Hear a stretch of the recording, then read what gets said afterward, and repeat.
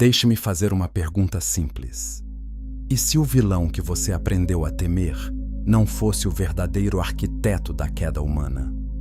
A Escritura nos lembra que a verdade de Deus é guardada através da história, e Gênesis 6:4 aponta para eventos celestiais que muitos nunca estudaram profundamente. A maioria das pessoas assume que Lúcifer foi o único responsável pela rebelião angelical.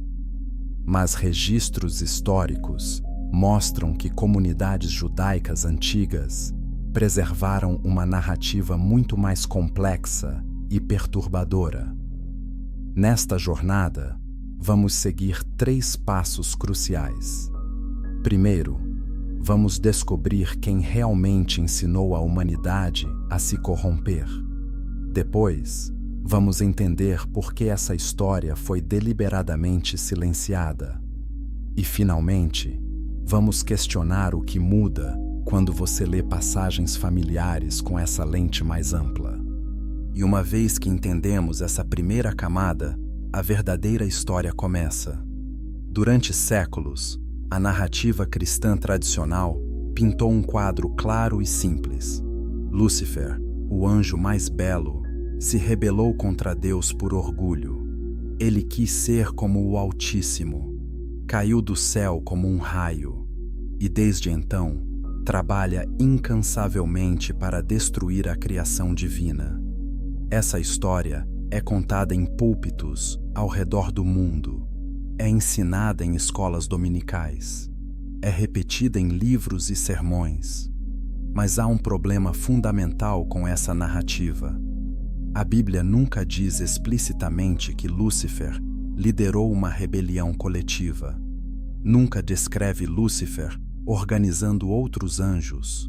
Nunca mostra Lúcifer ensinando conhecimento proibido à humanidade. Se você procurar no texto bíblico com atenção, encontrará algo perturbador. Isaías 14 fala sobre o orgulho de um rei da Babilônia. Não necessariamente sobre um evento celestial. Ezequiel 28 descreve a queda de um querubim ungido, mas não menciona ensino ou corrupção sistemática. Lucas 10:18 registra Jesus dizendo que viu Satanás cair como relâmpago, mas não explica o que aconteceu depois. Apocalipse 12 descreve uma guerra no céu, mas não identifica claramente o comandante da rebelião. Então, de onde vem nossa narrativa tão detalhada sobre Lúcifer?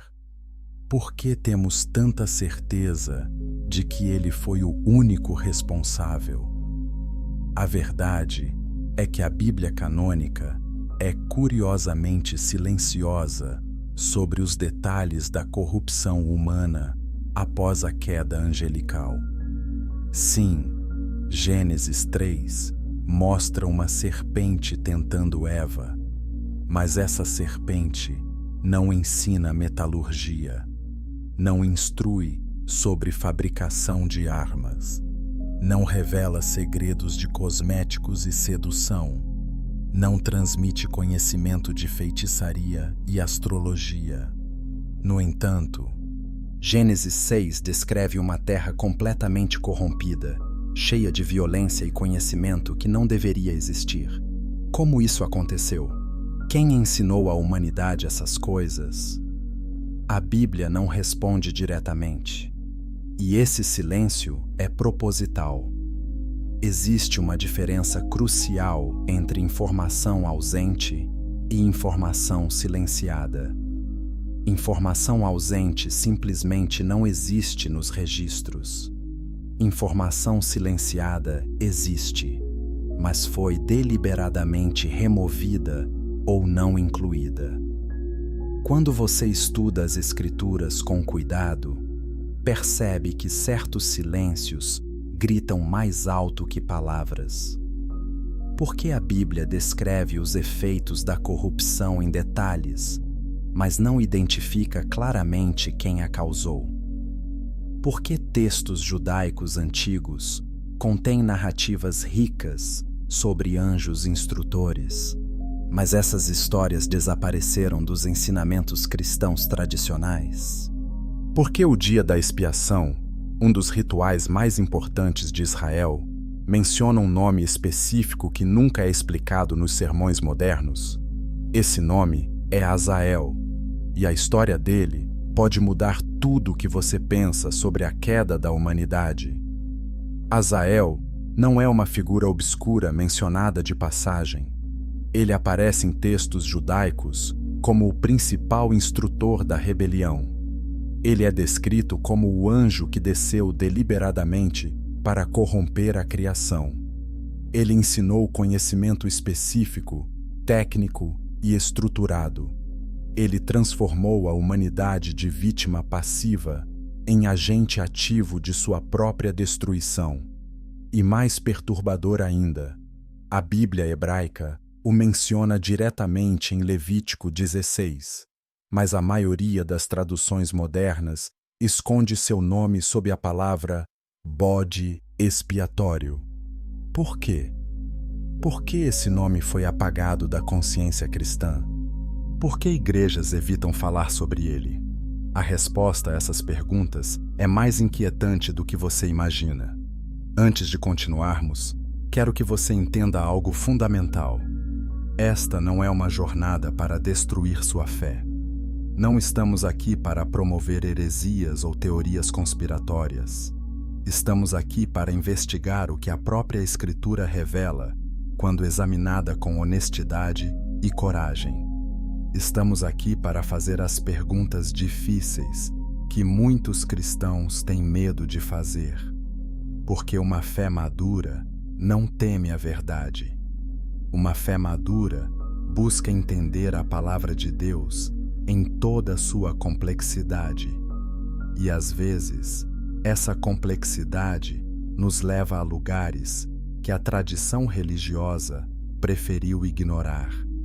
Então, se você está pronto para questionar o que sempre acreditou, se você tem coragem de explorar os silêncios da Escritura, e se você quer descobrir quem realmente corrompeu a humanidade antes do dilúvio, continue comigo, porque o que vem a seguir vai desafiar tudo o que você aprendeu sobre anjos caídos, conhecimento proibido e a verdadeira natureza da rebelião contra Deus. Se você está gostando desta investigação bíblica, se inscreva no canal agora para não perder nenhuma revelação. E se essa pergunta já está fazendo você pensar diferente, deixe um like para que mais pessoas descubram essa verdade. Comente abaixo. Você já tinha ouvido falar de Azael antes deste vídeo? Vamos discutir juntos. E agora, vamos mergulhar nos silêncios mais perturbadores da Bíblia. Capítulo 2. O silêncio que grita. Existe um princípio fundamental na interpretação bíblica que muitos ignoram. Quando a Escritura é explícita sobre efeitos, mas silenciosa sobre causas, esse silêncio não é acidental, é intencional. A Bíblia nos mostra uma humanidade corrompida antes do dilúvio. Gênesis 6:5 declara que toda a imaginação do coração humano era só má continuamente. Gênesis 6:11 afirma que a terra estava corrompida e cheia de violência. Gênesis 6:12 revela que toda a carne havia corrompido seu caminho. Mas como isso aconteceu tão rapidamente? Como a humanidade passou de inocência edênica para corrupção total em poucas gerações? A narrativa tradicional sugere que isso foi resultado do pecado original de Adão e Eva. O pecado entrou no mundo e a natureza humana se corrompeu progressivamente. Mas essa explicação não é suficiente. O pecado original explica a tendência humana para o mal, explica a separação de Deus, explica a morte espiritual e física, mas não explica conhecimento técnico específico. Ela não explica por que Gênesis 4 descreve Tubal-Caim como artífice de todo instrumento cortante de bronze e de ferro. Não explica por que mulheres possuíam conhecimento avançado de cosméticos e sedução. Não explica práticas ocultistas e astrologia. Conhecimento não surge espontaneamente do pecado. Conhecimento precisa ser ensinado. Então, quem ensinou? Gênesis 6, 1-4 fornece uma pista crucial. Aconteceu que, quando os homens começaram a multiplicar-se sobre a terra e lhes nasceram filhas, os filhos de Deus viram que as filhas dos homens eram formosas e tomaram para si mulheres de todas as que escolheram. Esses versos descrevem um evento extraordinário. Seres celestiais, chamados filhos de Deus, desceram e se relacionaram com mulheres humanas. O resultado foram os Nefilim, gigantes que se tornaram valentes que houve na antiguidade. Os varões de renome. Mas a narrativa de Gênesis para aí não explica o que esses filhos de Deus fizeram além de gerar descendentes. Não descreve seu impacto cultural. Não revela seu papel na corrupção sistemática da humanidade. Por que esse silêncio? A resposta está no conceito de revelação progressiva. Deus revela a verdade à humanidade no tempo certo, na quantidade certa e da maneira certa.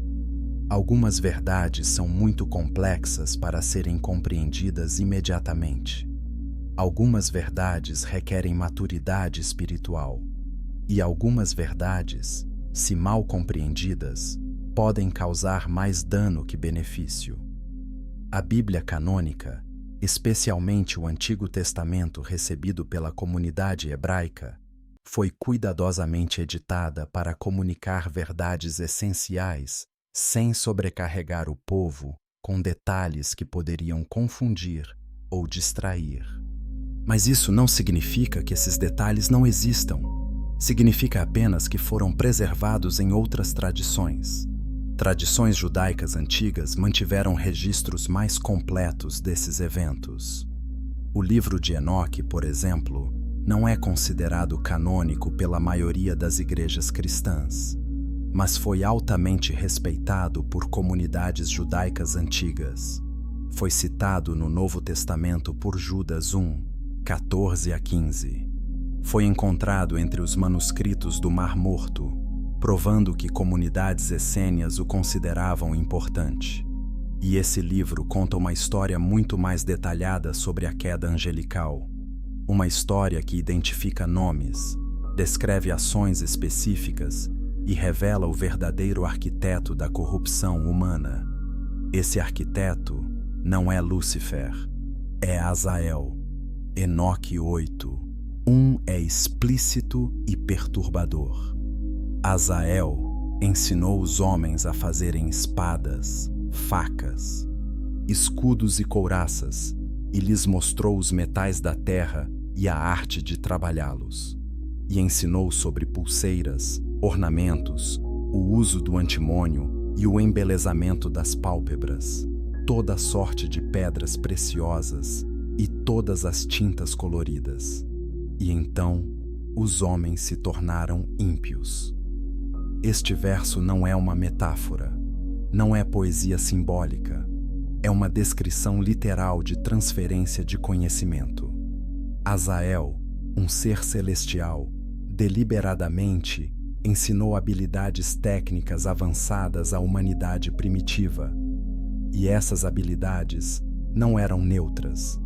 Eram especificamente projetadas para promover violência, vaidade e rebelião. Por que o conhecimento de metalurgia é perigoso? Porque permite fabricação de armas. Antes de Azael, conflitos humanos eram limitados. Pedras, paus, força física. Violência era possível, mas contida. Depois de Azael, a humanidade possuía espadas, lanças, armaduras. Violência se industrializou. Gênesis 6:11 diz que a terra estava cheia de violência. Agora sabemos por quê. Não foi apenas maldade inata, foi conhecimento proibido aplicado com intenção destrutiva. E Azael sabia exatamente o que estava fazendo. Ele não compartilhou esse conhecimento por compaixão ou para ajudar a humanidade. Ele o compartilhou para corromper o projeto divino desde dentro. Mas Azael não se limitou a armas. Enoque 8:1 continua descrevendo seu ensino sobre cosméticos, joias e sedução. Por que isso é significativo? Porque revela uma estratégia de corrupção multifacetada. Armas corrompem através da violência externa. Cosméticos e sedução corrompem através da vaidade e imoralidade interna. Azael atacou a humanidade em múltiplas frentes. Ele ensinou homens a matar com eficiência. Ensinou mulheres a seduzir com artifício. Transformou relacionamentos humanos em jogos de manipulação e poder. E tudo isso aconteceu antes do dilúvio, durante o período que Gênesis descreve com tão poucas palavras. Outros anjos caídos também ensinaram conhecimento proibido, mas Azael é consistentemente identificado como o líder, o principal instrutor. Enoque 9:6 registra uma acusação celestial contra ele. Tu vês o que Azael fez, que ensinou toda injustiça na terra e revelou os segredos eternos que se cumpriam no céu. Segredos eternos. Não conhecimento humano desenvolvido naturalmente. Não descobertas científicas alcançadas através de experimentação. Segredos que pertenciam ao céu, revelados prematuramente e maliciosamente à terra. Isso é fundamentalmente diferente da tentação da serpente em Gênesis 3. A serpente ofereceu conhecimento do bem e do mal através de desobediência. Azael ofereceu conhecimento técnico para implementar o mal com eficiência máxima. A punição de Azael também revela sua importância. Enoque 10, 4-6, descreve Deus ordenando ao arcanjo Rafael: amarra Azael de mãos e pés e lança-o na escuridão. Abre o deserto que está em Dudael e lança-o ali. Põe sobre ele pedras ásperas e pontiagudas, cobre-o de trevas, e que ali permaneça para sempre. Cobre seu rosto para que não veja luz. Esta não é simplesmente uma queda, é aprisionamento total, isolamento absoluto.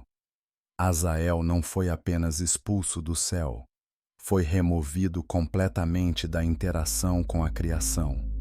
Por quê? Porque sua influência era tão corruptora, tão perigosa, que precisava ser contida de forma permanente. Lúcifer continua ativo no mundo, tentando e acusando. Azael foi trancado na escuridão. Isso nos diz algo crucial sobre o nível de ameaça que ele representava. Então, por que a Bíblia canônica não conta essa história com todos esses detalhes? Por que Gênesis menciona filhos de Deus, mas não nomeia Azael especificamente? A resposta tem múltiplas camadas. Primeiro, revelação progressiva. Israel antigo precisava entender conceitos básicos de monoteísmo, santidade e obediência antes de explorar complexidades angelológicas. Segundo, proteção contra confusão. Histórias detalhadas sobre anjos poderosos poderiam facilmente desviar a adoração de Deus para seres celestiais. Terceiro, foco narrativo. O propósito de Gênesis é estabelecer fundamentos da aliança, entre Deus e humanidade, não catalogar todas as atividades angelicais. E quarto, silêncio estratégico. Alguns nomes carregam poder espiritual. Não mencionar Azael constantemente pode ser uma forma de diminuir sua influência memética, mas o silêncio não significa inexistência. E como veremos no próximo capítulo, o nome de Azael não foi completamente apagado da Bíblia. Ele aparece em um dos rituais mais importantes de Israel, escondido à vista de todos, esperando que alguém faça a pergunta certa. Se esta investigação está abrindo seus olhos para verdades escondidas, compartilhe este vídeo com amigos que também buscam entendimento profundo e deixe um comentário. O que você acha sobre conhecimento proibido versus conhecimento redimido? Vamos explorar isso juntos, porque o que vem agora vai conectar textos antigos com práticas bíblicas que você nunca entendeu completamente. Capítulo 3. Azael, o nome apagado da história. Levítico 16 descreve o dia da expiação, o ritual mais solene do calendário religioso israelita. Uma vez por ano, o sumo sacerdote entrava no Santo dos Santos para fazer expiação pelos pecados do povo. O ritual envolvia 2 bodes. Um era sacrificado a Deus como oferta pelo pecado. O outro tinha um destino estranho e perturbador. Levítico 16:8 diz: E Arão lançará sortes sobre os 2 bodes, uma sorte para o Senhor e a outra sorte para Azazel. Espere. Azazel? Quem é Azazel? A maioria das traduções modernas esconde esse nome. Dizem bode expiatório ou bode para remoção, mas o texto hebraico é claro. La Azazel, La Azazel, para Azael. Isso não é uma metáfora, não é um conceito abstrato, é um nome próprio, um destinatário específico. O ritual continua em Levítico 16:10. Mas o bode sobre o qual cair a sorte para Azazel será apresentado vivo perante o Senhor, para fazer expiação com ele, a fim de enviá-lo ao deserto para Azazel. E Levítico 16:21-22 descreve o clímax.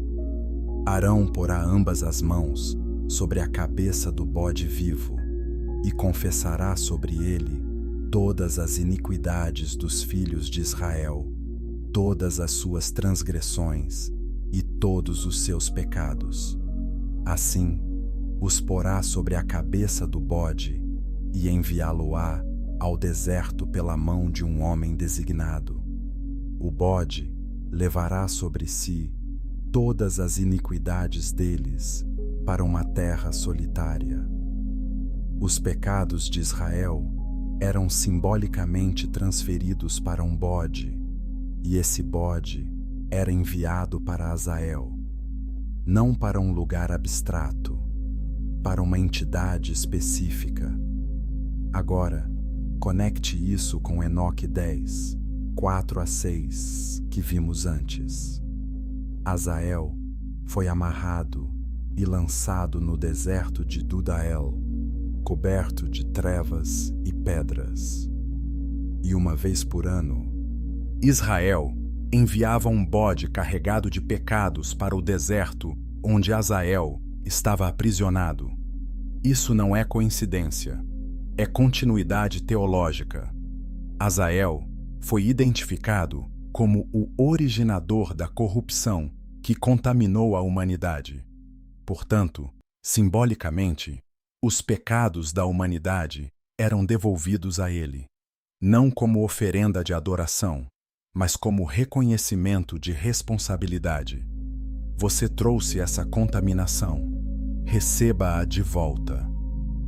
Esse ritual revela algo profundo sobre a visão israelita da origem do pecado. Sim, humanos escolhem pecar, mas a corrupção sistemática teve um instrutor, e esse instrutor era Azael.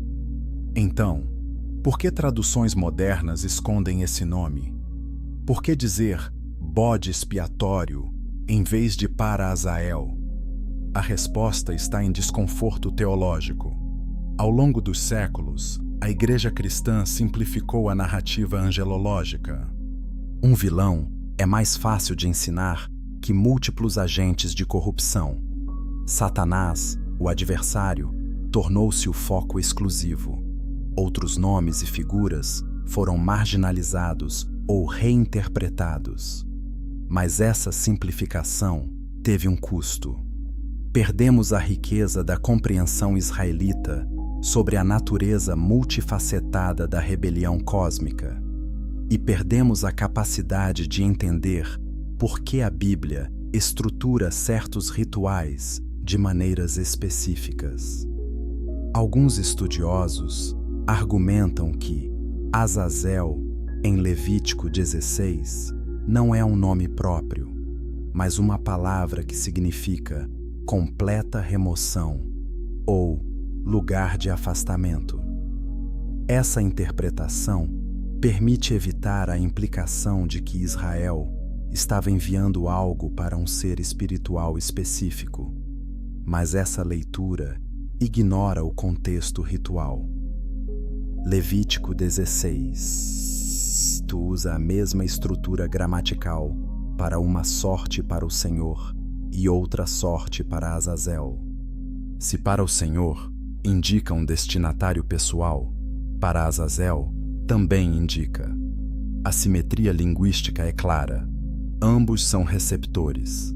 Um recebe sacrifício de sangue, o outro recebe os pecados carregados pelo bode vivo. Se você aceita que para o Senhor é pessoal, consistência exegética exige que para Azazel também seja. Textos judaicos antigos não tinham dúvida sobre isso. O Targum Pseudo-Jonathan, uma paráfrase aramaica do Pentateuco, interpreta Levítico 16:10 dizendo: o bode sobre o qual a sorte para Azazel subiu será colocado vivo diante do Senhor para fazer expiação sobre ele, para enviá-lo para Azazel, para o deserto de Tzok. Tzok é identificado como um lugar montanhoso, árido, onde demônios habitam. O texto não vê isso como envio para um conceito abstrato, mas para uma localização e entidade específicas.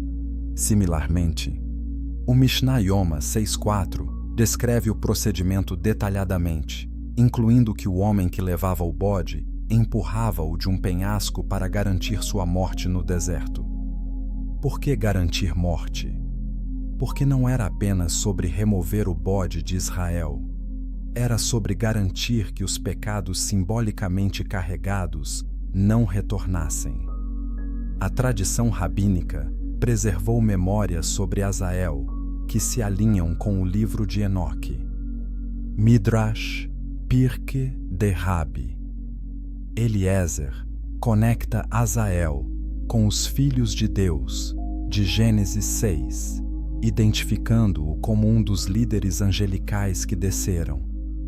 Midrash Bereshit Rabbah discute como anjos corromperam a humanidade com conhecimento impróprio.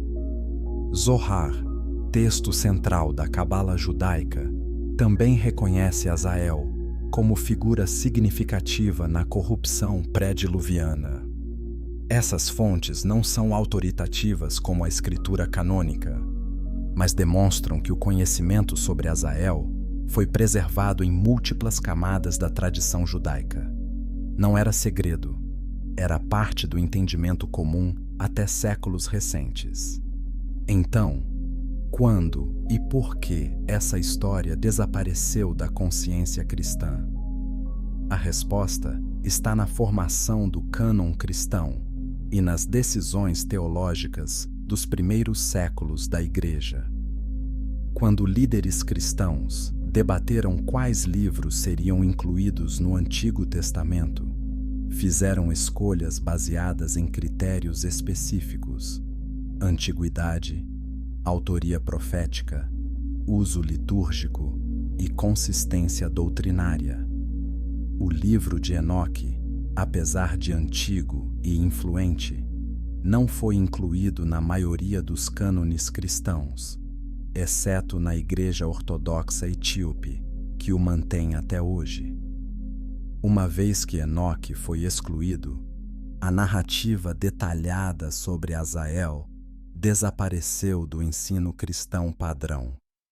E com o tempo, até a menção de seu nome em Levítico 16 foi obscurecida por traduções que preferiam interpretações abstratas. Mas remover um nome dos textos não remove a realidade que ele representa. A corrupção pré-diluviana aconteceu. O conhecimento proibido foi ensinado. A violência se espalhou. E um ritual anual, prescrito pelo próprio Deus através de Moisés, reconhecia uma conexão entre os pecados de Israel e uma entidade específica no deserto. Ignorar Azael não muda esses fatos, apenas nos deixa com uma narrativa incompleta, incapaz de responder perguntas óbvias. Por que o dia da expiação tinha essa estrutura única? Por que 2 bodes com destinos opostos? Por que enviar um ao deserto em vez de simplesmente sacrificá-lo também? Se você entende Azael, essas perguntas têm respostas claras e coerentes. Sem Azael, o ritual permanece parcialmente misterioso. E aqui está a verdade perturbadora. Azael não foi apagado porque era insignificante. Foi apagado porque era significativo demais. Reconhecer Azael requer reconhecer que a corrupção humana teve auxílio externo sistemático. Requer reconhecer que conhecimento em si pode ser perigoso quando obtido fora do tempo e propósito de Deus. Requer reconhecer que a rebelião cósmica é mais complexa que um único orgulhoso querubim. E talvez mais desconfortável, requer reconhecer que a humanidade não é apenas vítima passiva de tentação, mas agente ativo que escolheu abraçar conhecimento destrutivo. Essas verdades complicam sermões simples, complicam hinos sobre guerra espiritual, complicam a narrativa de Satanás é o único inimigo. Mas complicações não são erros. Às vezes, complicações são apenas a realidade revelando sua verdadeira profundidade. Se você está começando a ver como essa peça perdida do quebra-cabeça muda tudo, deixe um like para que o algoritmo do YouTube mostre essa verdade para mais pessoas. Comente. Por que você acha que o nome Azael foi escondido por tanto tempo? Vamos debater. E se inscreva, porque nos próximos capítulos vamos explorar exatamente o que Azael ensinou, por que foi tão destrutivo e como isso se conecta com desafios espirituais que enfrentamos hoje. Prepare-se, porque o próximo capítulo mergulha fundo nas técnicas de corrupção que Azael usou para destruir a criação de Deus. Capítulo 4. O instrutor da transgressão. Existe uma diferença fundamental entre tentação e instrução. Tentação apresenta escolha. Faça isso, obtenha aquilo. A serpente no Éden tentou Eva. Coma o fruto e você será como Deus, conhecendo o bem e o mal. A escolha foi de Eva. A responsabilidade foi dela. Mas instrução é diferente. Instrução não apenas apresenta possibilidade. Instrução capacita execução. Instrução fornece método, ferramenta e técnica. E isso é exatamente o que Azael fez. Ele não tentou a humanidade com promessas vagas. Ele ensinou técnicas específicas de rebelião, violência e corrupção. Ele não ofereceu conhecimento abstrato do mal. Ele forneceu habilidades práticas para implementar o mal com eficiência máxima. Vamos examinar o que Enoque 8 lista como ensinamentos de Azael. Primeiro, metalurgia bélica, espadas, facas, escudos e armaduras. Esse não é conhecimento neutro que humanos eventualmente descobririam sozinhos. É conhecimento entregue prematuramente, antes que maturidade moral pudesse moderá-lo. Imagine uma criança de 5 anos com conhecimento de química avançada e acesso a materiais explosivos. Perigo não vem apenas da criança ser má, mas de ser imatura. A humanidade pré-diluviana era espiritualmente infantil. Dar-lhes tecnologia letal foi ato de sabotagem deliberada. Azael sabia que humanos usariam esse conhecimento para destruir uns aos outros. E ele ensinou mesmo assim, não apesar das consequências, mas por causa delas. Segundo, mineração e metalurgia geral, conhecimento dos metais da terra e arte de trabalhá-los. Isso vai além de armas. É industrialização, é exploração de recursos naturais, além da necessidade de subsistência. Gênesis 1-2 mostra a humanidade como administradores da criação, trabalhando o jardim e nomeando animais. Há harmonia entre humanidade e natureza. Mas conhecimento de mineração profunda muda essa relação. Agora, terra não é jardim a ser cultivado, mas recurso a ser explorado. Essa mudança de paradigma tem consequências teológicas e ecológicas.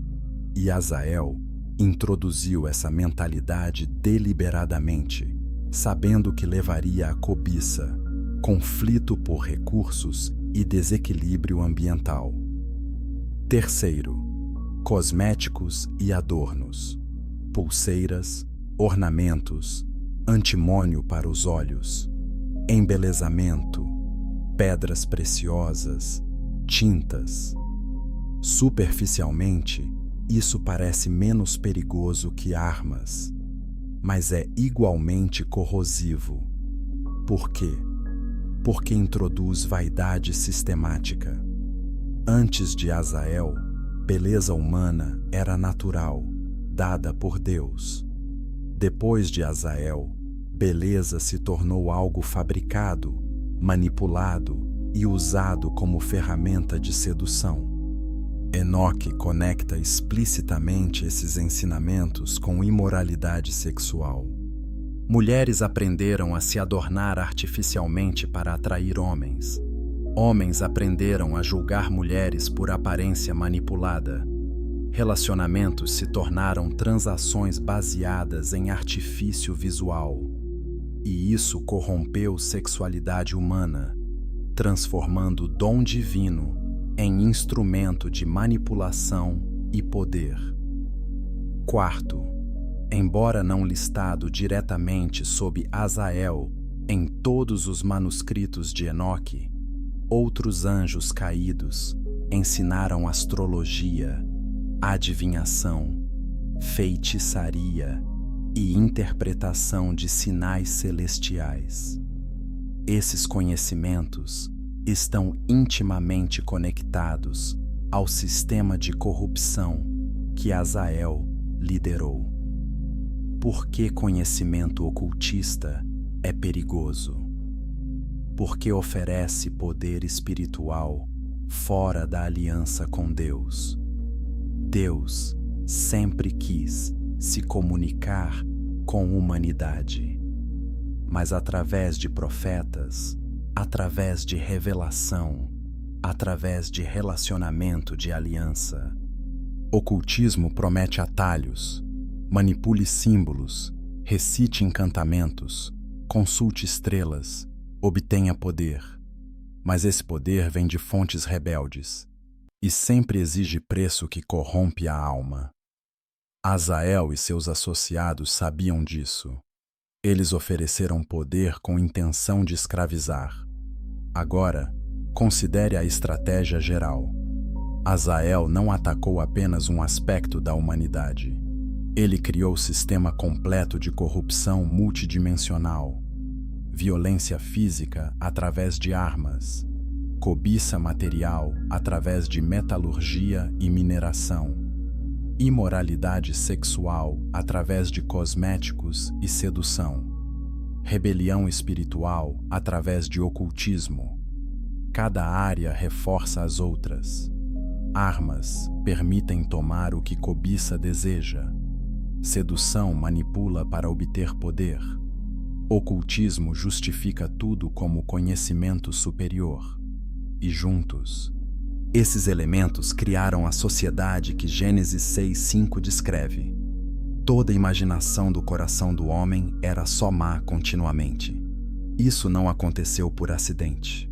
Foi resultado de instrução sistemática e intencional. Enoque 9:6 preserva a acusação formal, feita contra Azael por arcanjos celestiais. Tu vês o que Azael fez, que ensinou toda injustiça na terra e revelou os segredos eternos que eram realizados nos céus. Segredos eternos. Essa frase é crucial. Alguns conhecimentos pertencem a tempos específicos. Deus não esconde conhecimento maliciosamente. Ele o reserva para quando a humanidade está pronta. Como o pai, que não dá chaves do carro para filho de 10 anos, não porque o carro seja mau, mas porque a criança não está pronta.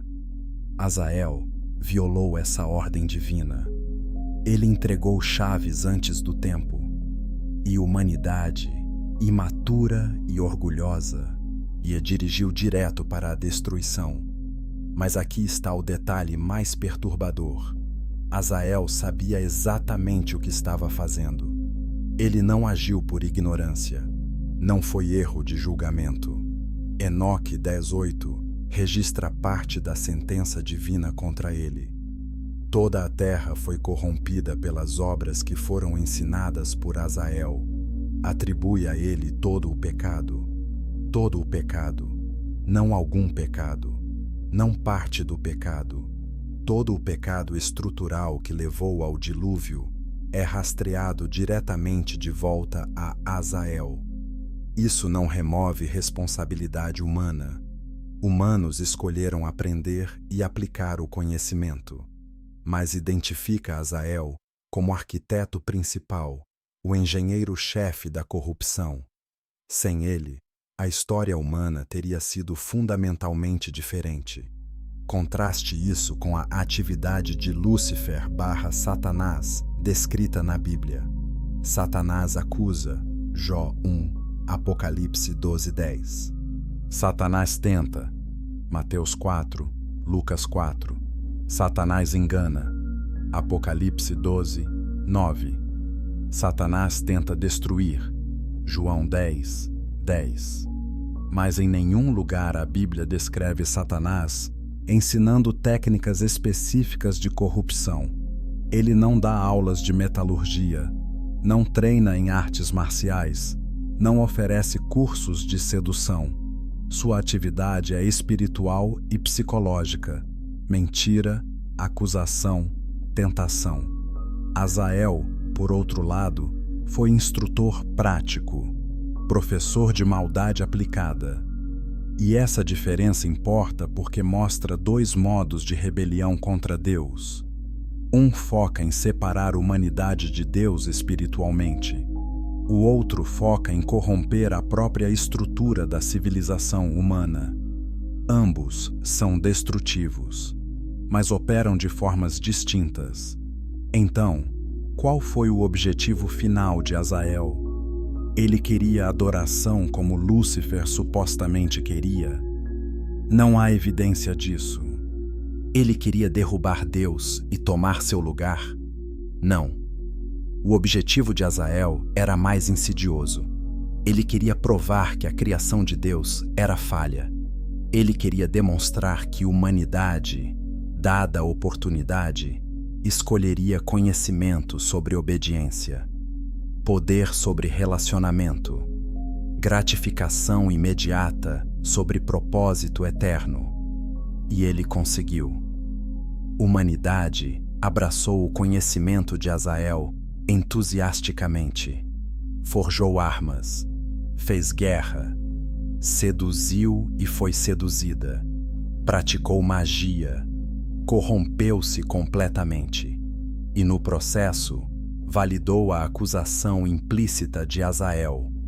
Sua criação preferida não é tão especial assim. Deles poder, e eles se destruirão. Mas Deus respondeu, não com desistência, mas com julgamento e renovação. O dilúvio lavou a terra corrompida. Noé e sua família recomeçaram, e, crucialmente, Azael foi permanentemente aprisionado, incapaz de repetir sua instrução direta. Outros anjos caídos permanecem ativos, mas o arquiteto original da corrupção sistemática foi removido. Isso nos diz algo importante sobre misericórdia divina. Deus não permitirá que a história se repita exatamente da mesma forma.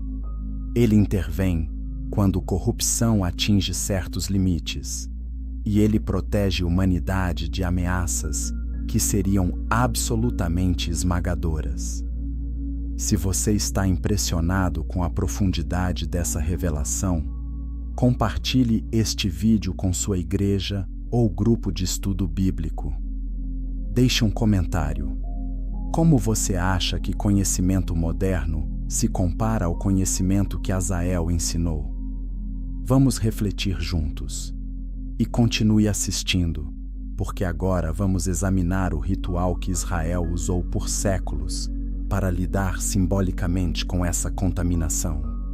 Prepare-se para entender o dia da expiação de uma forma completamente nova. Capítulo 5.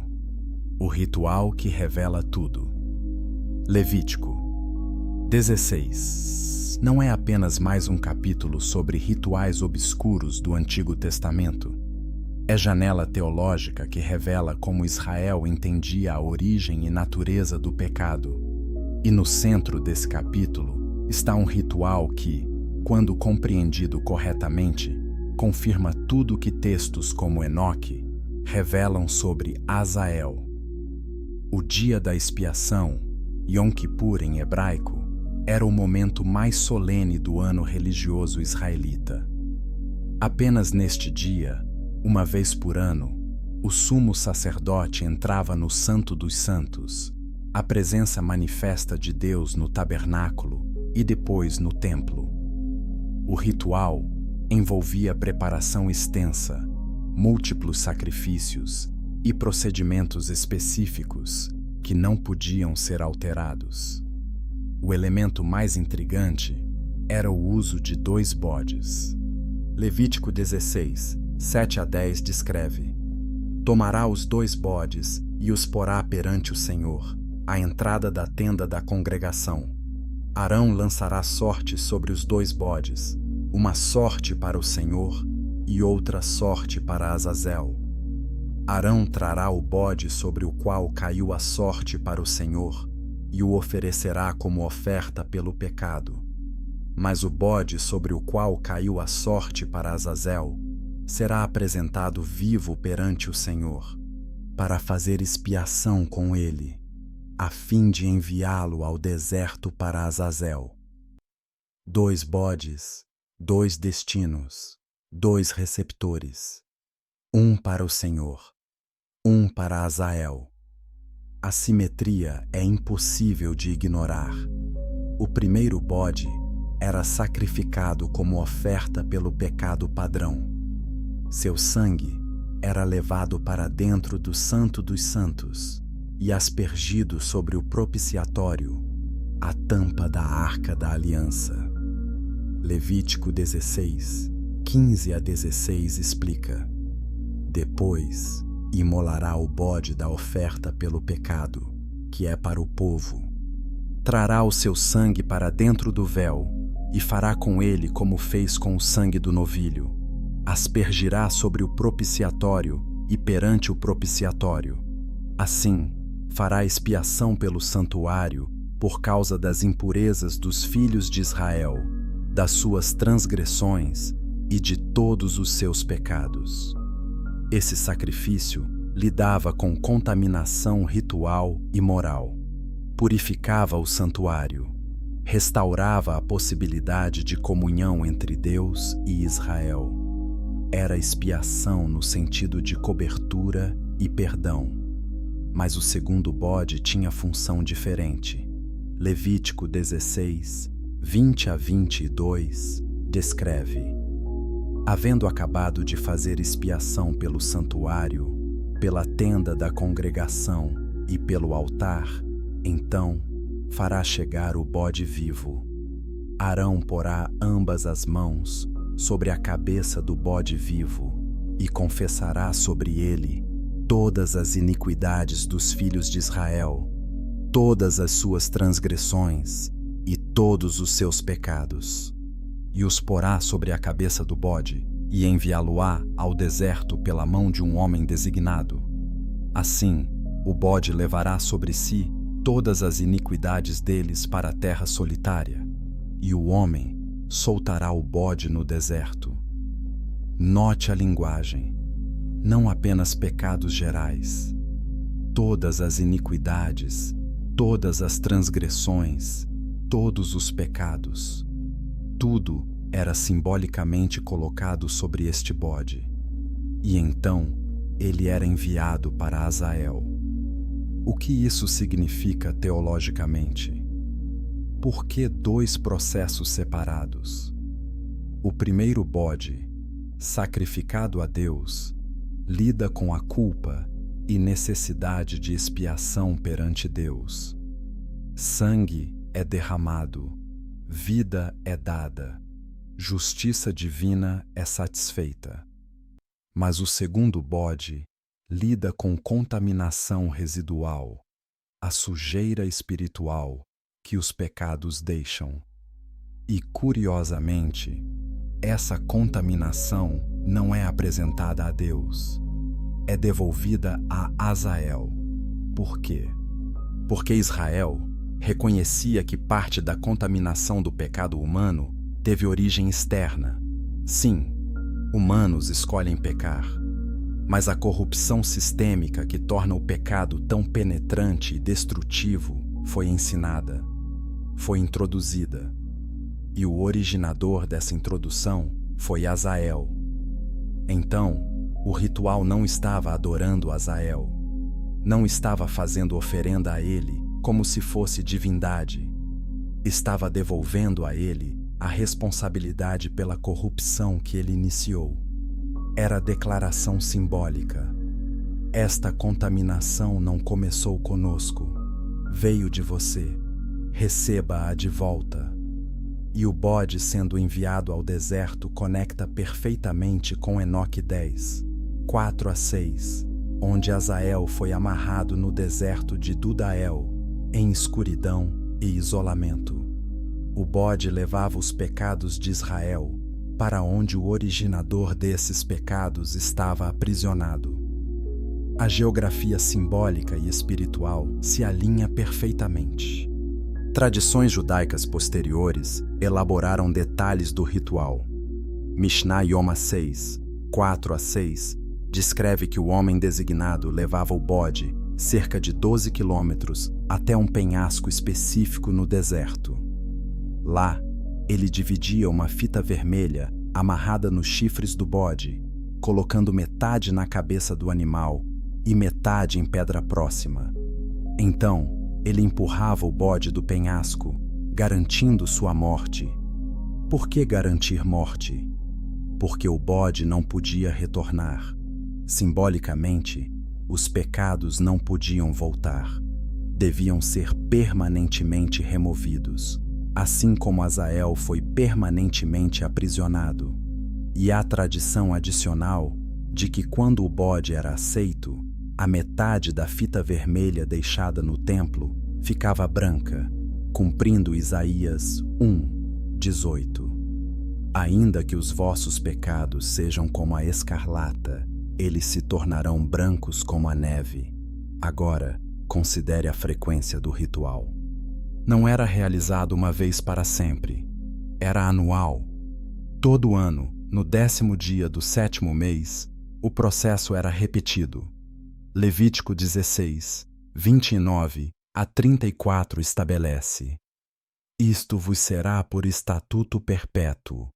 No 7º mês, aos 10 do mês, afligireis a vossa alma, porque naquele dia se fará expiação por vós, para purificar-vos, e sereis purificados de todos os vossos pecados perante o Senhor. Perpétuo, não temporário. Enquanto o sistema levítico estivesse em vigor, este ritual devia ser mantido. Por quê? Porque a contaminação que Azael introduziu não desapareceu após o dilúvio. A tendência humana para abraçar conhecimento corruptor permaneceu. E anualmente, Israel precisava reconhecer essa realidade e buscar purificação. Isso também nos diz algo importante sobre a visão bíblica de contaminação por pecado. Não é apenas questão de atos individuais de desobediência. É sistema, é padrão, é infiltração profunda que afeta a comunidade inteira e requer resposta comunitária. O dia da expiação não era ritual pessoal, era nacional. Todo Israel participava através de jejum, cessação de trabalho e arrependimento, e todos se beneficiavam da expiação feita pelo sumo sacerdote. Essa compreensão corporativa de pecado e purificação é muitas vezes perdida em cristianismo moderno, que tende a focar apenas em salvação individual. Mas a Bíblia nunca separa indivíduo de comunidade. Pecado afeta ambos. Redenção deve alcançar ambos. E aqui está a conexão profunda com o Novo Testamento. Hebreus 9 a 10 usa o dia da expiação como tipo, sombra do que Cristo faria definitivamente. Hebreus 9:7 menciona o sumo sacerdote entrando uma vez por ano com sangue não seu próprio. Hebreus 9:12 contrasta: não por meio de sangue de bodes e bezerros, mas pelo seu próprio sangue, entrou no Santo dos Santos, uma vez por todas, tendo obtido eterna redenção. Cristo cumpre o papel do primeiro bode, sacrificado a Deus, sangue levado ao verdadeiro Santo dos Santos no céu.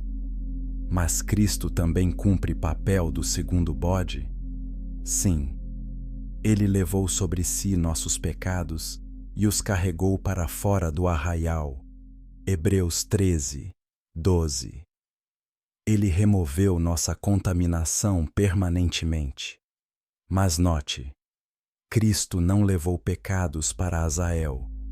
Ele os levou sobre si mesmo, para a cruz, para fora da cidade, e os destruiu através de sua morte e ressurreição.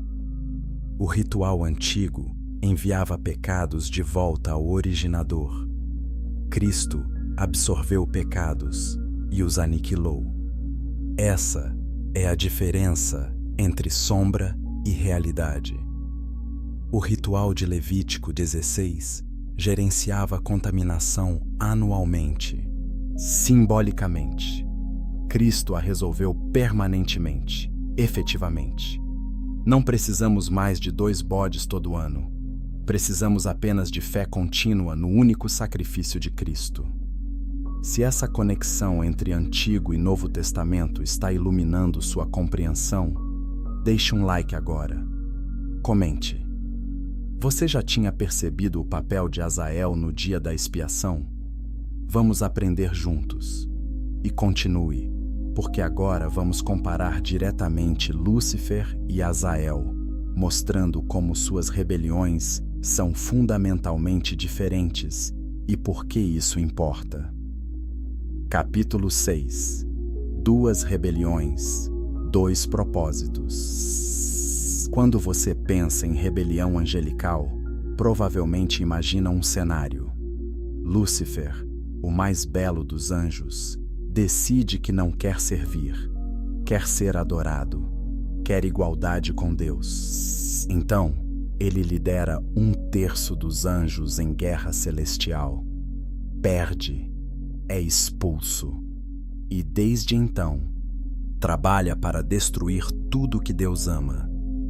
Essa narrativa não está completamente errada, mas está incompleta, porque houve mais de uma rebelião, mais de um modo de resistir ao propósito divino. E entender a diferença entre elas é crucial para compreender guerra espiritual que continua hoje. Lúcifer, ou Satanás, representa rebelião vertical. Isaías 14, 13-14, captura sua ambição. Tu dizias no teu coração: eu subirei ao céu, acima das estrelas de Deus, exaltarei o meu trono, serei semelhante ao Altíssimo. Essa é revolta contra a hierarquia, contra a autoridade, contra a ordem estabelecida. Lúcifer não aceita seu lugar na criação. Ele quer o lugar de Deus, quer subir, quer trono, quer adoração. Sua rebelião é essencialmente orgulho, e seu método é tentação para orgulho similar. Ele sussurra: você não precisa de Deus. Você pode ser como Deus. Você merece mais. Essa foi a tentação no Éden. Essa foi a tentação de Jesus no deserto. E essa continua sendo a tentação básica que Satanás oferece. Azael, por contraste, representa a rebelião horizontal. Ele não tentou tomar trono de Deus. Não buscou adoração para si mesmo. Seu alvo era diferente: corromper a criação de Deus, provar que humanidade, o projeto especial de Deus, era falha, demonstrar que, dada a oportunidade, humanidade escolheria destruição. E seu método não foi tentação abstrata, mas instrução concreta. Ele desceu, não para subir acima das estrelas, mas para descer entre humanos. Ensinou, capacitou, corrompeu de dentro. Sua rebelião é essencialmente sabotagem, e seu método é empoderamento malicioso. Ele sussurrou: deixe-me mostrar como fazer isso. Deixe-me dar-lhe poder que Deus retém. Deixe-me ensiná-lo a ser livre. As consequências dessas duas rebeliões são diferentes. A rebelião de Lúcifer criou guerra espiritual contínua, acusação, tentação, engano, mas não alterou fundamentalmente a estrutura da civilização humana. Adão e Eva, mesmo após pecar, ainda eram humanos à imagem de Deus, ainda podiam se comunicar com Deus, ainda tinham consciência moral. Caíram espiritualmente, sim, mas não foram desconstruídos. A rebelião de Azael, por outro lado, alterou a trajetória cultural, introduziu tecnologia letal, industrializou violência, sistematizou sedução, criou estruturas de corrupção que se perpetuaram através de gerações. Gênesis 6 não descreve apenas pessoas pecaminosas, descreve sociedade corrompida. E sociedade corrompida requer intervenção mais radical. Daí o dilúvio. Pense nisso em termos militares. Lúcifer é como inimigo que ataca frontalmente, tentando vencer pela força. Você sabe que ele é inimigo. Você pode resistir diretamente. Tiago 4,7 diz: resisti ao diabo, e ele fugirá de vós. Há clareza no conflito. Azael é como o infiltrador que entra disfarçado de professor. Ele não parece inimigo, parece benfeitor. Deixe-me ensinar você. Deixe-me dar-lhe conhecimento que o libertará. E só depois que você aprende, só depois que você aplica o conhecimento, você percebe que foi corrompido. E nesse ponto, corrupção já se enraizou, muito mais difícil de reverter. Por isso Azael é, em alguns aspectos, mais perigoso. Porque rebelião disfarçada de iluminação é mais sedutora que rebelião óbvia. Considere como cada um é tratado no plano redentor de Deus. Satanás permanece ativo até o fim dos tempos. Apocalipse 20:10 descreve seu destino final no lago de fogo, mas isso só acontece após o milênio, após julgamento final. Enquanto isso, ele continua rondando como leão que ruge, procurando alguém para devorar. 1 Pedro 5:8. Deus permite essa atividade contínua. Por quê? Porque resistir a Satanás é parte do desenvolvimento espiritual humano. Aprendemos fidelidade sob tentação. Desenvolvemos caráter resistindo o engano. A atividade de Satanás, embora maliciosa, serve inadvertidamente propósitos redentores de Deus ao refinar sua igreja. Mas Azael, Enoque 10, mostra ele sendo imediatamente aprisionado após corrupção pré-diluviana. Não lhe é permitido continuar ativo. Ele é removido completamente. Por quê? Porque o tipo de corrupção que ele representa não pode ser tolerado nem mesmo como refinamento. É destrutivo demais, contaminante demais. Deve ser contido totalmente. Essa diferença também aparece na forma como a humanidade é instruída a lidar com cada ameaça. Contra Satanás, somos chamados a resistir, permanecer firmes, usar a armadura espiritual. Efésios 6, 10 a 18. É combate ativo. Contra o tipo de corrupção que Azael representa, conhecimento proibido e tecnologias destrutivas, somos chamados a simplesmente não tocar, não aprender, não buscar. Deuteronômio 18, 9 a 14, proíbe práticas ocultistas, não porque são ineficazes, mas porque funcionam através de fontes corrompidas. Não aprenderás a fazer conforme as abominações daquelas nações. Não é apenas não pratique, é não aprenda, porque aprendizado em si contamina. Conhecimento tem poder, e conhecimento de fontes erradas tem poder corruptor. Azael provou isso. Agora, aplique isso à era moderna. Vivemos em época obcecada por conhecimento. Informação é poder. Transparência é virtude. Segredos são suspeitos. Nada deve ser escondido. Tudo deve ser conhecido. Mas essa mentalidade ignora a realidade espiritual crucial. Nem todo conhecimento é redentor. Algum conhecimento corrompe. E buscar conhecimento como fim em si mesmo, sem sabedoria ou submissão a Deus, é repetir erro pré-diluviano. Não estou advogando por ignorância ou obscurantismo. Estou advogando por discernimento.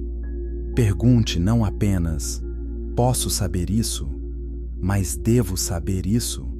Para que propósito? Sob qual autoridade? Com qual proteção? Se você busca conhecimento fora da vontade revelada de Deus, você está seguindo o padrão de Azael, não o padrão de Cristo. E aqui está a ironia amarga.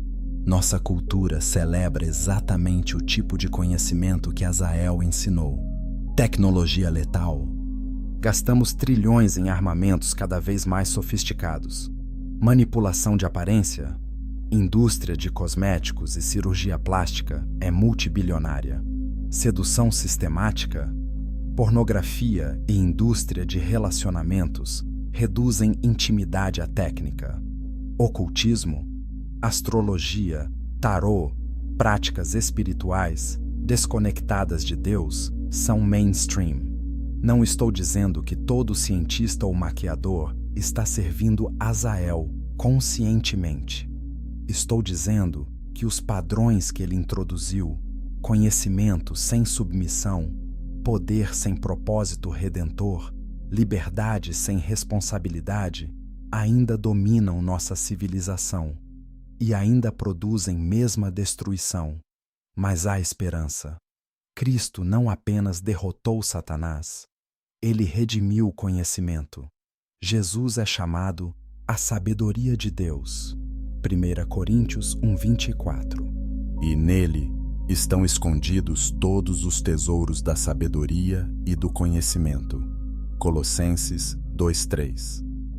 Conhecimento redimido é possível, mas apenas em Cristo, apenas sob seu senhorio, apenas com o coração submetido.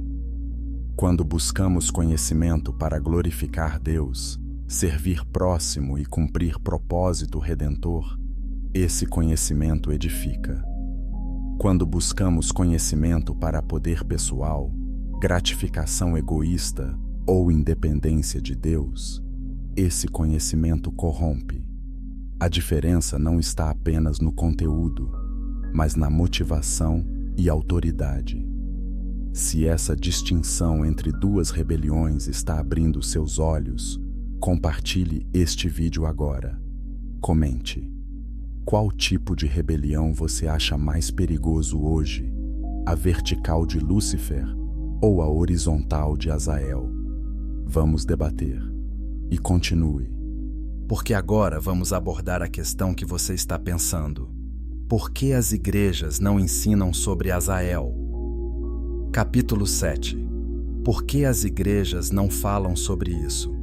Se Azael é figura tão significativa na corrupção pré-diluviana, se ele aparece na Bíblia hebraica em Levítico 16, se tradições judaicas antigas preservaram suas histórias, por que a maioria dos cristãos nunca ouviu falar dele? Por que sermões não mencionam? Por que estudos bíblicos não exploram? Por que escolas teológicas não ensinam? As respostas a essas perguntas revelam tanto sobre estrutura institucional religiosa, quanto sobre natureza da verdade que Azael representa. E nem todas as respostas são confortáveis. Primeiro, simplificação pedagógica. Ensinar é difícil. Ensinar verdades complexas para audiências diversas é ainda mais difícil. Então, naturalmente, professores e pregadores simplificam. E simplificação mais fácil da rebelião angelical é um vilão, Satanás. Um conflito, bem versus mal. Uma resposta, fé em Cristo. Essa narrativa é verdadeira até certo ponto, mas é incompleta. Adicionar Azael complica a história. Requer explicar múltiplos agentes de rebelião. Requer distinguir entre tipos de corrupção. Requer abordar textos não canônicos como Enoque. E muitos líderes religiosos, bem intencionados, decidem que essa complexidade não beneficia a maioria dos crentes. Então, simplificam ainda mais, focando apenas em Satanás. O problema é que simplificação excessiva, eventualmente, se torna distorção. Segundo, controle canônico. Cristianismo sempre teve debates sobre quais textos são autoritativos. Cânon fechado significa que certos livros são escritura inspirada e outros não. Enoque, principal fonte sobre Azael, não está no cânon da maioria das tradições cristãs. Portanto, igrejas hesitam basear doutrina nele. Isso é compreensível e até prudente, mas cria problema. Como lidar com elementos bíblicos que só fazem sentido completo quando iluminados por textos não canônicos? Levítico 16 menciona Azael. Judas cita Enoque. 2 Pedro 2,4 e Judas 6 mencionam anjos que pecaram e foram aprisionados. Gênesis 6 descreve filhos de Deus e Nefilim.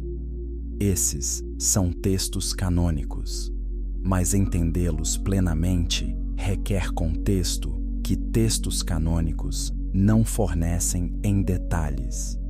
Solução honesta seria: a Bíblia menciona isso brevemente.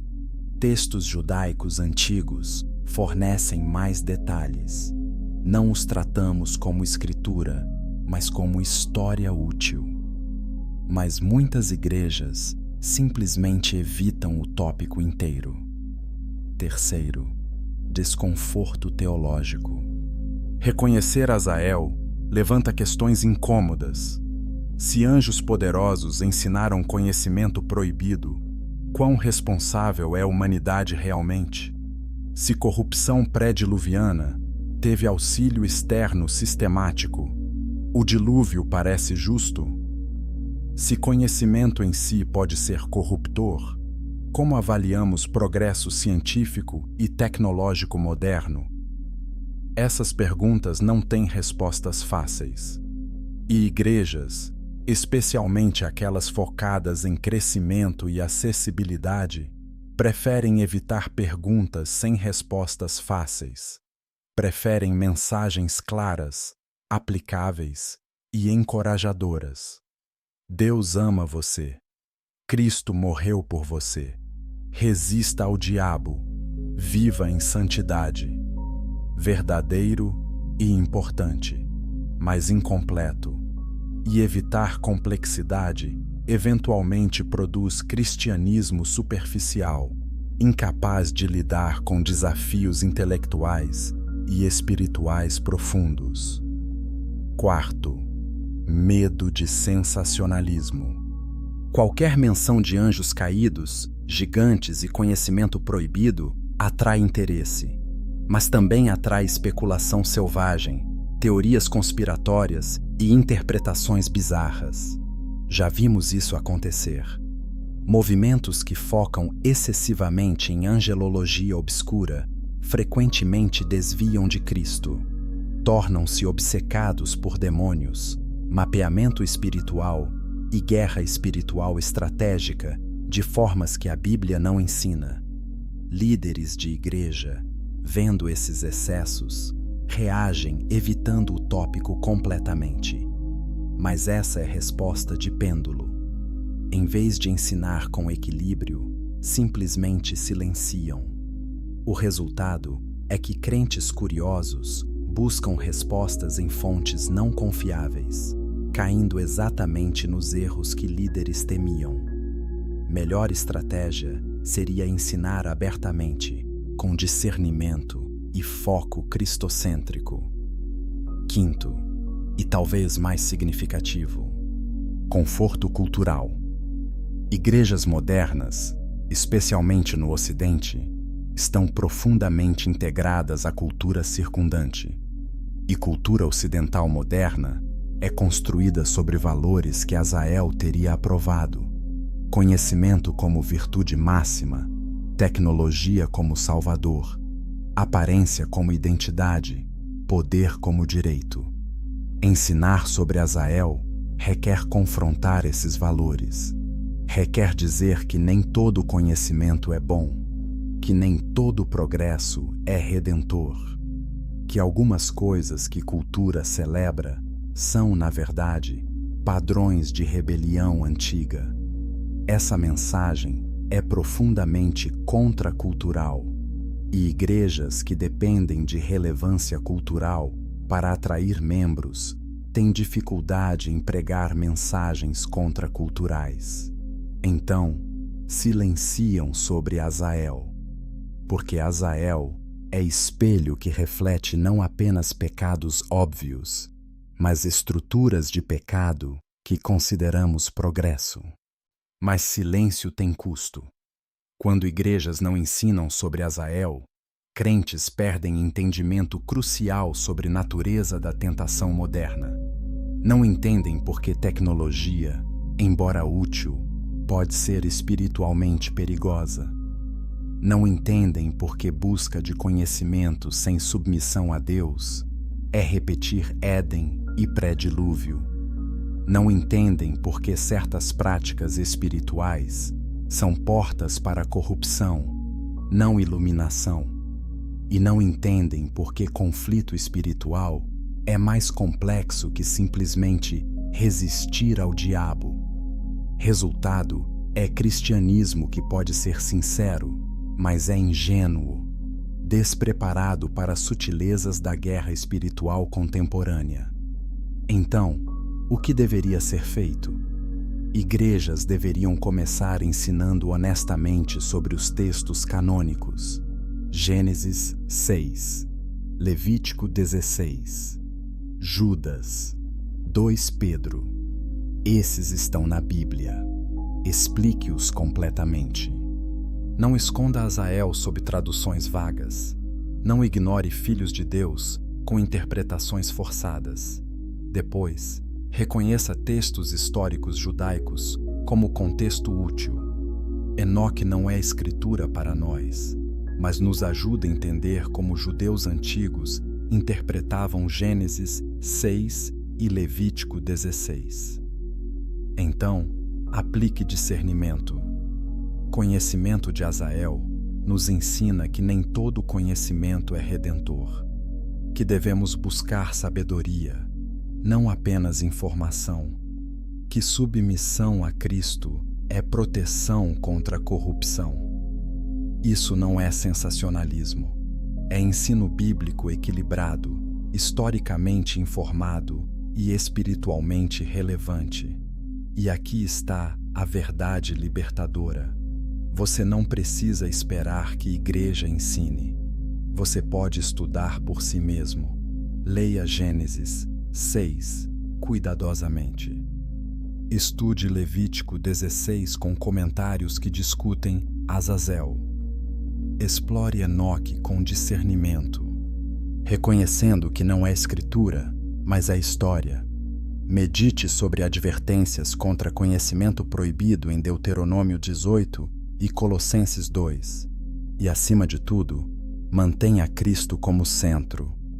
Toda exploração angelológica deve levar você mais perto de Jesus, não mais longe. Se sua pesquisa sobre Azael não está aprofundando seu amor por Cristo e submissão à sua palavra, você errou o caminho. Se você está grato por esta exploração honesta, deixe um like agora.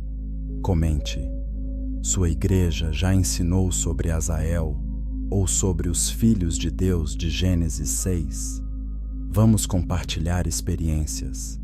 E fique até o final, porque agora vamos encerrar perguntando: o que Azael revela sobre nós mesmos? Prepare-se, porque este espelho final pode ser o mais desconfortável de todos. Capítulo 8. O espelho inconveniente.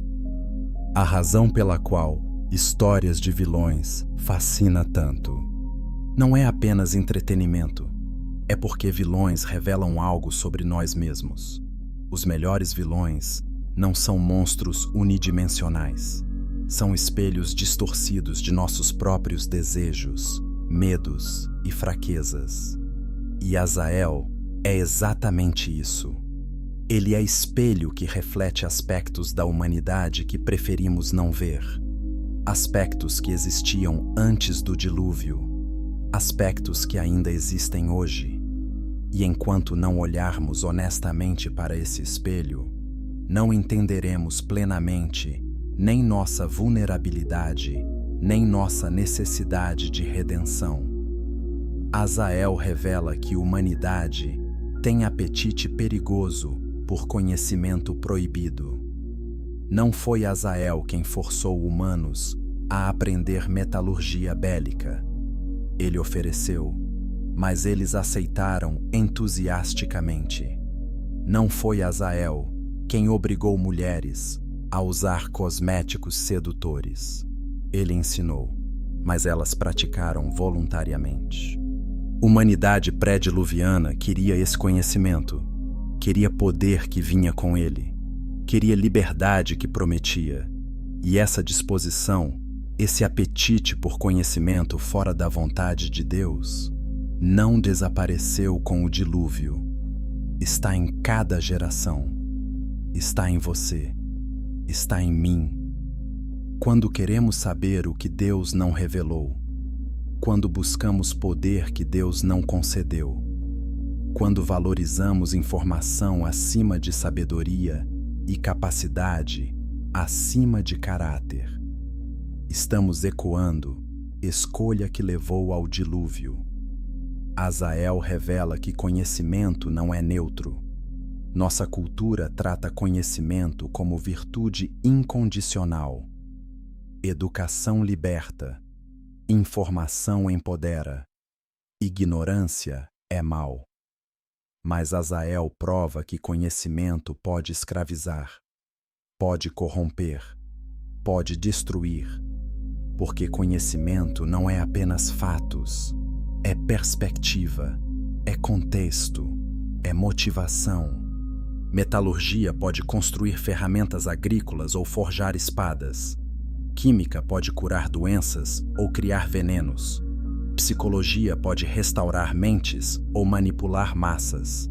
Conhecimento em si não é bom nem mal, mas também não é neutro.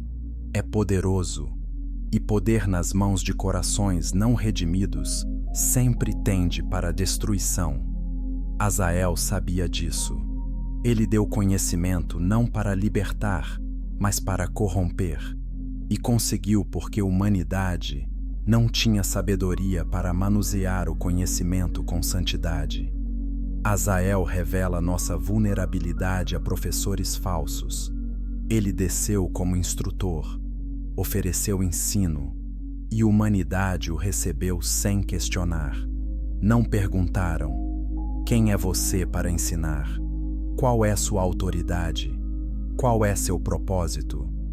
Apenas receberam conhecimento gratamente. Essa mesma vulnerabilidade existe hoje. Quantas pessoas aceitam ensinamentos de influencers, celebridades, gurus espirituais e especialistas sem examinar fontes, motivações ou consequências? Quantas pessoas adotam práticas espirituais porque parecem iluminadoras, sem perguntar de onde vêm e para onde levam? Azael nos lembra que nem todo professor tem boas intenções e que receber ensino sem discernimento é receita para a corrupção. Jesus advertiu: acautelai-vos dos falsos profetas, que vêm até vós vestidos como ovelhas, mas interiormente são lobos devoradores. Mateus 7,15. Azael foi lobo original vestido de professor iluminado. Azael revela que corrupção é progressiva e sistêmica. Não começou com violência total. Começou com conhecimento. Conhecimento levou à capacidade. Capacidade levou à ambição. Ambição levou a conflito. Conflito levou à violência. Violência levou à corrupção total. Foi progressão, foi sistema, e uma vez estabelecido, foi auto-perpetuante. Cada geração ensinou a próxima. Cada inovação tecnológica facilitou mais destruição. Até que toda a imaginação do coração do homem era só má continuamente. Vemos mesma progressão hoje. Tecnologias inicialmente prometem benefícios. Redes sociais conectarão pessoas. Inteligência artificial resolverá problemas. Biotecnologia eliminará doenças. Mas sem sabedoria moral, essas tecnologias também facilitam vigilância, manipulação, desumanização e destruição. E uma vez que sistemas corrompidos estão estabelecidos, são extremamente difíceis de desmantelar. Azael nos lembra que devemos avaliar não apenas intenções iniciais, mas consequências sistêmicas de longo prazo. Azael revela que a humanidade prefere poder a relacionamento com Deus. Deus ofereceu relacionamento de aliança. Caminhava com Adão no jardim, falava com patriarcas, prometeu ser Deus para Israel. Mas a humanidade frequentemente prefere poder, conhecimento que dá vantagem, tecnologia que concede controle, independência que liberta de dependência divina. Essa foi a essência da tentação de Éden. Sereis como Deus. Não precisa de Deus se você é como Deus. E essa foi a essência do ensino de Azael. Eu lhe darei poder que Deus retém. Conhecimento como substituto para relacionamento. Capacidade como substituto para obediência. E ainda hoje, quantos preferem autonomia à submissão? Preferem habilidade à humildade? Preferem controle à confiança? Azael é espelho que reflete esse desejo profundo e destrutivo. Mas aqui está a boa notícia. A verdade redentora que deve encerrar esta jornada. Jesus Cristo é resposta para tudo que Azael expôs. Azael ofereceu conhecimento que corrompe. Jesus oferece sabedoria que redime. Azael ensinou técnicas de violência. Jesus ensinou caminho de amor sacrificial. Azael promoveu sedução e manipulação.